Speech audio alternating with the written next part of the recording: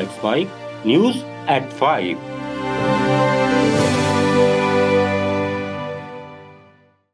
नमस्कार, let's mic में आप सुन रहे हैं न्यूज एट 5। बुलेटिन की शुरुआत हम करेंगे आज की सबसे बड़ी खबर से, फिर जानेंगे देश दुनिया और आपके अपने राज्यों तक की बड़ी अपडेट्स। प्रधानमंत्री नरेंद्र मोदी इस साल दूसरी बार राजस्थान पहुंचे। उन्होंने बांसवाड़ा के नापला में 1 लाख करोड़ से ज्यादा की योजनाओं का शिलान्यास और लोकार्पण किया। इनमें 42,000 करोड़ लागत की 2800 मेगावाट की माही बांसवाड़ा परमाणु विद्युत परियोजना का शिलान्यास भी शामिल है। पीएम ने राजस्थान से चलने वाली 2 नई वंदे भारत सहित 3 ट्रेनों को भी हरी झंडी दिखाई।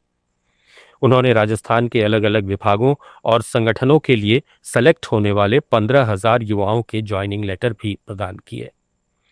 प्रधानमंत्री ने कहा कि माही बांसवाड़ा परमाणु ऊर्जा परियोजना राज्य को परमाणु ऊर्जा के नए युग में प्रवेश दिलाएगी।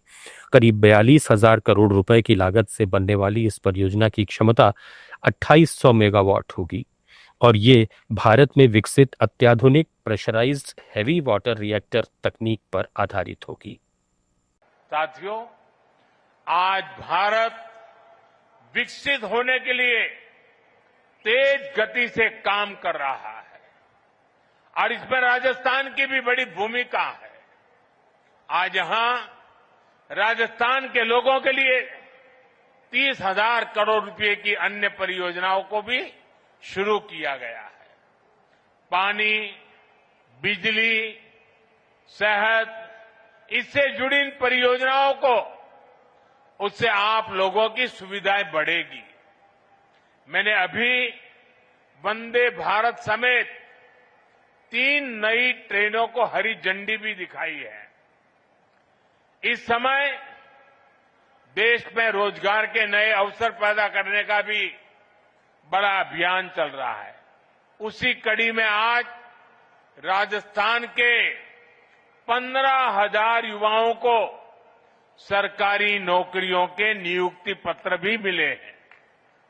मैं इन सभी युवाओं को जीवन की इस नई यात्रा की शुभकामनाएं देता हूं। मैं राजस्थान के लोगों को विकास की परियोजनाओं के लिए भी बधाई देता हूं।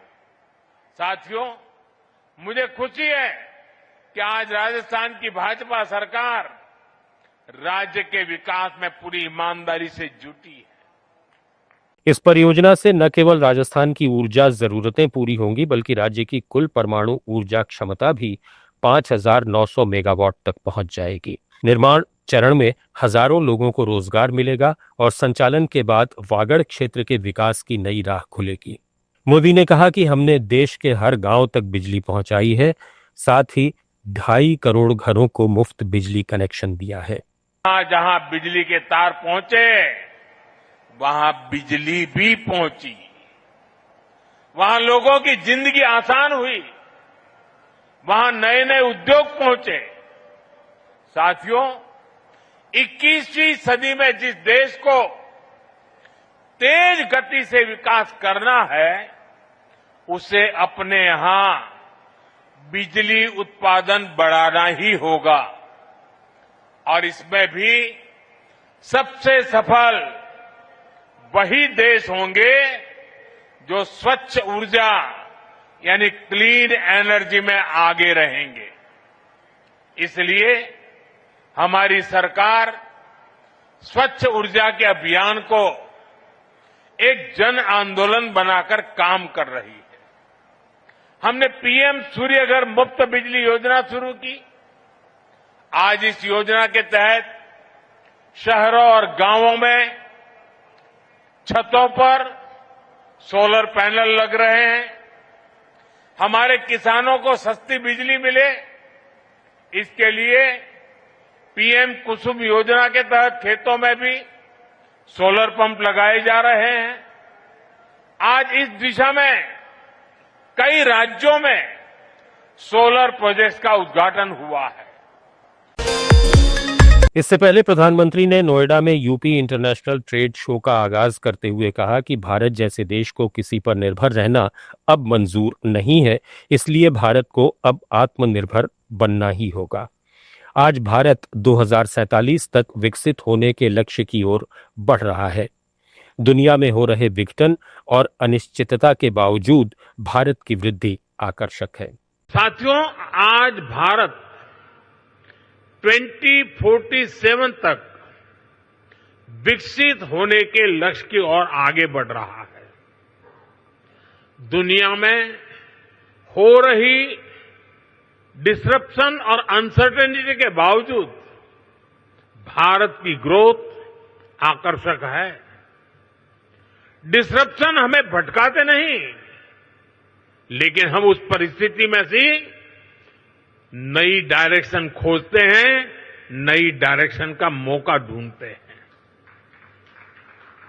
इसलिए इन डिसरप्शन के बीच आज भारत आने वाले दशकों की नींव मजबूत कर रहा है और इसमें भी हमारा संकल्प है, हमारा मंत्र है आत्मनिर्भर भारत। दूसरों पर निर्भर होने से ज्यादा व्यवस्था कोई और हो ही नहीं सकती। बदलती हुई दुनिया में जो देश जितना ज्यादा दूसरों पर निर्भर रहेगा, उसकी ग्रोथ उतनी ही कॉम्प्रोमाइज रहने वाली है। केंद्र सरकार ने लद्दाख में हिंसा के लिए सोशल एक्टिविस्ट सोनम वांगचुक को जिम्मेदार ठहराया है। गृह मंत्रालय ने एक बयान में कहा कि वांगचुक ने भड़काऊ बयानों से भीड़ को उकसाया, हिंसा के बीच अपना उपवास तो तोड़ा, लेकिन हालात काबू करने के प्रयास की जगह एम्बुलेंस से अपने गांव चले गए। कई नेताओं ने वांगचुक से हड़ताल खत्म करने की अपील की थी, लेकिन उन्होंने हड़ताल जारी रखी। उन्होंने अरब स्प्रिंग शैली और नेपाल में जेन जी विरोध प्रदर्शनों का जिक्र करके लोगों को गुमराह किया। दरअसल लद्दाख को पूर्ण राज्य का दर्जा देने की मांग को लेकर वांगचुक 10 सितंबर से भूख हड़ताल पर थे। नेशनल कॉन्फ्रेंस के अध्यक्ष फारूक अब्दुल्ला ने कहा कि मुझे नहीं लगता कि इस घटना के पीछे किसी का हाथ है।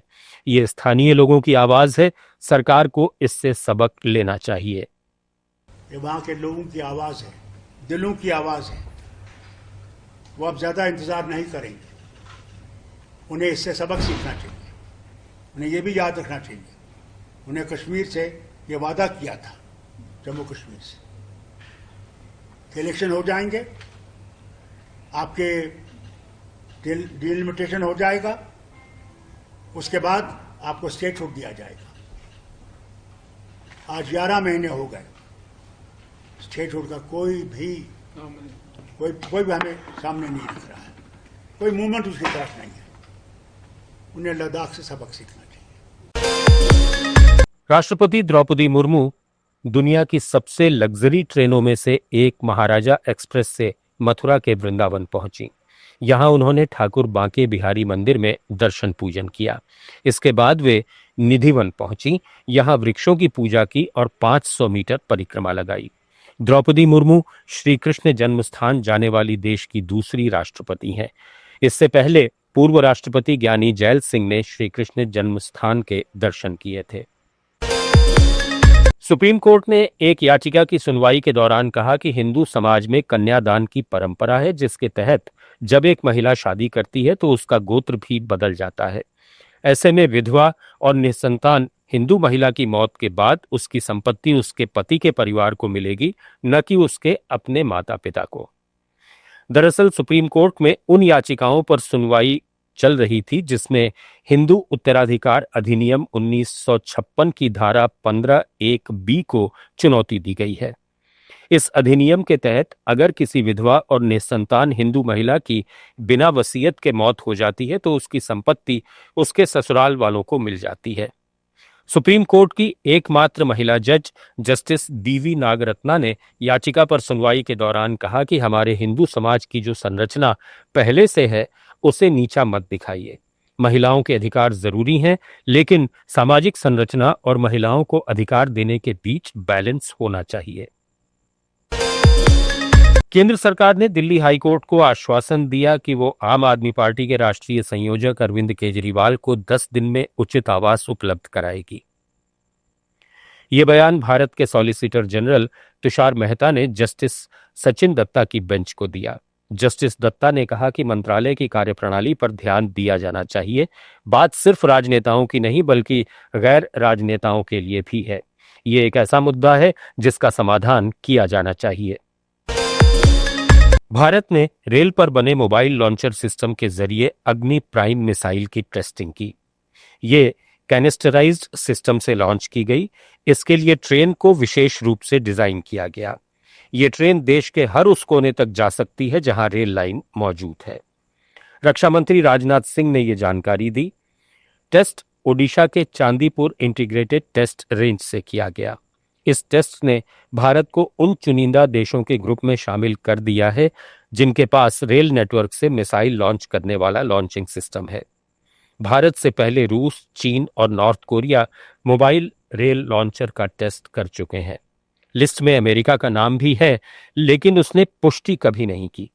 अग्नि प्राइम मिसाइल 2000 किलोमीटर तक की मारक क्षमता के लिए डिजाइन की गई है और एडवांस फीचर से लैस है। चुनाव आयोग ने वोटों की गिनती के नियमों में बदलाव किया है। अब पोस्टल बैलेट की गिनती में अगर देर होती है तो ईवीएम काउंटिंग रोक दी जाएगी। साथ ही बैलेट ज्यादा होने पर काउंटिंग टेबल्स भी बढ़ाई जाएंगी। अभी तक होता यह था कि कई सेंटर्स पर मशीन से काउंटिंग जल्दी पूरी हो जाती थी, जबकि बैलेट में समय लगता था। अब चुनाव आयोग के नए नियम के अनुसार बैलेट की गिनती बाकी होने पर ईवीएम के लास्ट सेकेंड राउंड की काउंटिंग को रोक दिया जाएगा। तब तक बैलेट की काउंटिंग को पूरा करना होगा। इलेक्शन कमीशन ने प्रेस नोट जारी कर ये जानकारी दी। आयोग ने अपने ईसीआई एनईटी पोर्टल और ऐप से वोटर लिस्ट में नाम जुड़वाने, नाम डिलीट करवाने या वोटर लिस्ट से संबंधित कोई काम ऑनलाइन कराने के लिए एक नया फीचर ई साइन शुरू किया है। इसमें आवेदन करने वालों को अपना आधार से जुड़ा मोबाइल नंबर ही इस्तेमाल करना होगा। दावा किया जा रहा है कि यह नया फीचर हाल में कांग्रेस के वरिष्ठ नेता राहुल गांधी द्वारा कर्नाटक की आलंद सीट पर बड़ी संख्या में वोटरों के नाम हटाने की कोशिश का खुलासा करने के बाद आयोग ने अपनाया है। बिहार चुनाव को लेकर अभी तक तारीखों का ऐलान होना बाकी है, लेकिन चुनाव को लेकर पार्टियां अपनी तैयारियों को आखिरी रूप देने में जुटी हैं। बीजेपी ने बिहार चुनाव को लेकर अपने प्रभारी और सह प्रभारी के नामों की घोषणा की है। बीजेपी ने केंद्रीय मंत्री और पार्टी के वरिष्ठ नेता धर्मेंद्र प्रधान को बिहार चुनाव का प्रभारी नियुक्त किया है, जबकि सीआर पाटिल और केशव प्रसाद मौर्य को सह प्रभारी बनाया गया है। चुनाव आयोग सूत्रों के अनुसार आयोग 6 अक्टूबर के आसपास बिहार में चुनाव की तारीखों का ऐलान कर सकता है। बिहार के मुख्यमंत्री नीतीश कुमार ने राज्य कर्मियों के लिए एक बड़ी घोषणा की है। नीतीश सरकार ने दुर्गा पूजा को ध्यान में रखते हुए उनके सितंबर महीने के वेतन का भुगतान समय से पहले करने का ऐलान किया है। ये भुगतान आज से शुरू हो गया। सरकार के इस फैसले से राज्य कर्मियों ने राहत की सांस ली है। कांग्रेस नेता शशि थरूर ने एशिया कप में भारत पाकिस्तान के बीच हुए मुकाबले में भारतीय खिलाड़ियों द्वारा पाकिस्तानी खिलाड़ियों से हाथ नहीं मिलाने की घटना पर चिंता जताई है। उन्होंने खेल भावना पर जोर देते हुए कहा कि एक बार खेलने का फैसला करने के बाद दोनों टीमों को खेल की भावना का सम्मान करना चाहिए। That once the decision had been made to play, if we feel so strongly about Pakistan, we should not have played. But if we are going to play them, because if we had not played, we would have forfeited the points and we would perhaps not have lost the tournament on that reason. If we were going to play them, we should play in the spirit of the game, and we too should have handshakes. I have shaken their hands, done the normal things that are required. We've done this before. In 1999, when the Kargil war was going on a very day when soldiers were dying for our country, we were playing the World Cup in England in Manchester against Pakistan. And what we were doing, frankly, was we were shaking their hands even then, because the spirit of the game is a different spirit from what goes on between countries, between armies, and so on. So that is my view.